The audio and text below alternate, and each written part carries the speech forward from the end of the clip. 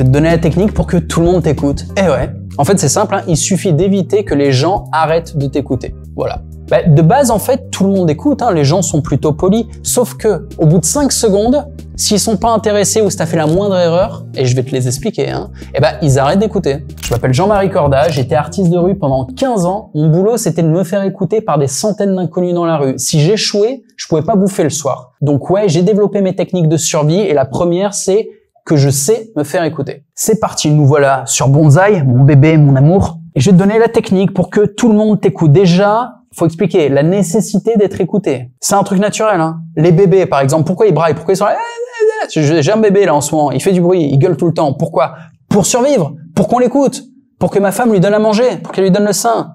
C'est un truc, c'est ancré en nous. On veut être écouté. Oui, ben quand t'es plus bébé, on veut toujours être écouté pour la réussite professionnelle et pas que la vente. Mais bon, dans la vente, si on t'écoute pas, c'est mort, tu vendras rien. Hein. Mais au-delà de la vente, même quand t'es un technicien, par exemple, eh ben il faut que tu entre guillemets vendes ton idée. Il faut que tu la défendes. Sinon, elle va pas être implémentée. Ou quel que soit ton boulot, il va falloir que tu communiques avec tes collègues, avec ta direction, avec tes employés. Il faut être écouté. La réussite amoureuse, si les femmes t'écoutent pas, elles vont pas te, je vais pas être vulgaire, mais elles vont rien te faire du tout, hein, même pas un bisou. La réussite sociale, bah c'est pareil. Si quand tu parles, tout le monde s'en fout, tu vas passer pour un loser. Et ça sera ton sentiment hein, légitime. Tu te diras, je suis une merde. Quand je parle, ça intéresse personne. Ouais. Et la réussite personnelle, tout simplement imposer ta volonté, quels que soient les sujets. Un mec qu'on n'écoute pas est la victime dans absolument toutes les situations. Et comme je te disais, la technique pour qu'on t'écoute, c'est de pas faire les erreurs. Je te l'ai donné. La première erreur, c'est d'être pas clair. Par exemple, de pas filer le contexte. On sait pas de quoi tu parles, bordel.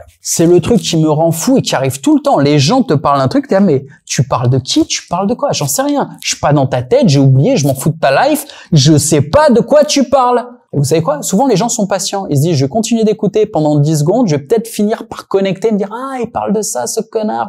Mais horrible. Moi, j'ai pas cette patience. Donc, je suis dit, honnêtement, vas-y, tu me casses les couilles, je sais pas de quoi tu parles, dégage. Oui. Mais les gens qui sont patients, ils subissent, ils sont là, ils attendent, hein, mais pendant tout le temps où ils essayent de reconnecter, ils sont pas vraiment en train de t'écouter ou ils sont pas en train de kiffer. Et la prochaine fois que tu viens leur parler, ils sont là, ils tournent la tête. Déjà, ils veulent esquiver cette douleur, cette souffrance, tu vois, d'essayer de comprendre de quoi tu parles. Ils savent d'avance que tu vas leur péter les couilles. Mais je sais, 90% d'entre vous, peut-être toi là, tu vas pas m'écouter. Et t'en rends-tu seulement compte? Que les gens qui te parlent, c'est parce qu'en fait, c'est tellement des médiocres qu'il y a personne qui leur parle. Du coup, ils sont vite fait contents que tu leur parles, même si tu racontes de la merde, même s'ils savent pas de quoi tu parles. Ensuite, il y a l'autiste qui a commencé la discussion tout seul. C'est quasiment la même chose. Lui, c'est au-delà de pas introduire le sujet. Il est déjà à la moitié ou quasiment à la fin de la discussion, le mec. Et il t'envoie un message comme ça, où il t'embarque là, en plein milieu de la conversation, qu'il a eu tout seul dans sa tête, je répète, et t'es censé comprendre.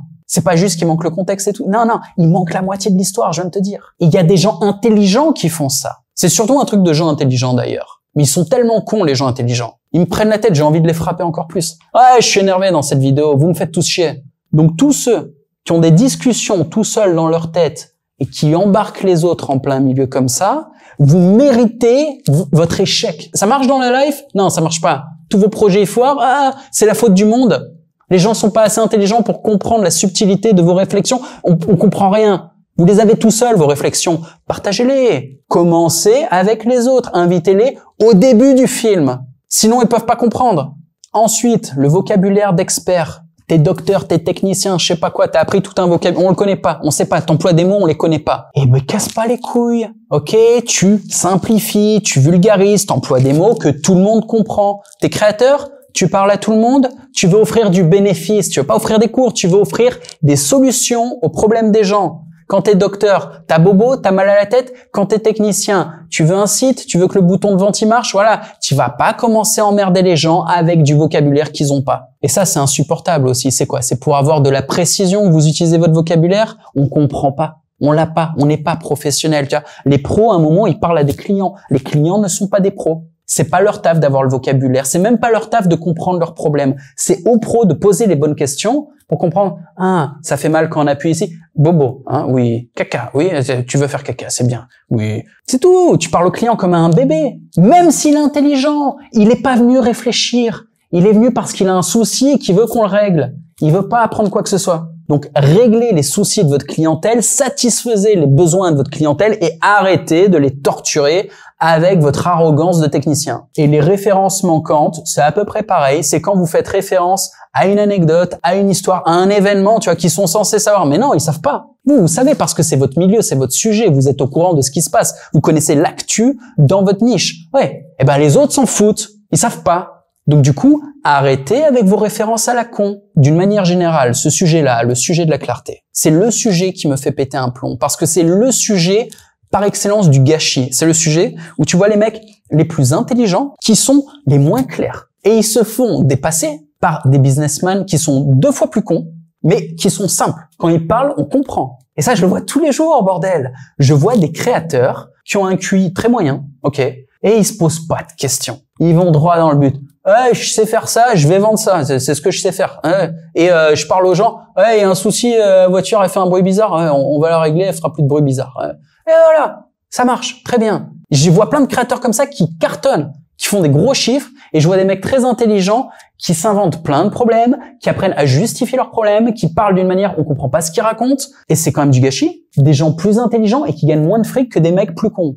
C'est dingue, tu vois, et c'est la réalité. Donc si t'es intelligent, fais gaffe, ça se retourne contre toi. Et également, c'est moins pire, mais évitez d'être pas intéressant. Je vais moins m'énerver là. Tu vois, les mecs pas intéressants, t'as pas envie de les frapper, t'as juste envie de les ignorer, tu tournes ta tête de l'autre côté. Les mecs pas clairs, ouais, t'as des envies, coup de coude, il part vite. Là, le mec pas intéressant, c'est le mec qui vient de parler alors que tu lui as rien demandé, quoi. C'est un peu énervant, j'avoue. Je te donne un exemple typique. Quand tu crées du contenu, tu fais comprendre très rapidement à qui s'adresse le contenu. Quand tu vas parler à quelqu'un, tu lui dis très rapidement pourquoi tu viens lui parler. Et idéalement, faut qu'il y ait un contexte. Faut qu'on t'ait demandé ou faut qu'on soit sur ton espace. Faut qu'il y ait une raison, tu vois, pour que tu viennes expliquer quelque chose aux gens ou que tu viennes partager quelque chose aux gens. Si on t'a rien demandé, faut demander la permission. Également, faut vérifier si ton interlocuteur est dispo pour discuter du sujet. Faut pas appeler les gens quand ils t'ont rien demandé, ou faut pas les déranger quand ils font quelque chose. Faut pas tout simplement solliciter qui que ce soit sans y avoir été invité, ou alors tu fais ça avec des techniques de professionnels. Quand t'es closer et que tu fais de l'outbound ou du cold,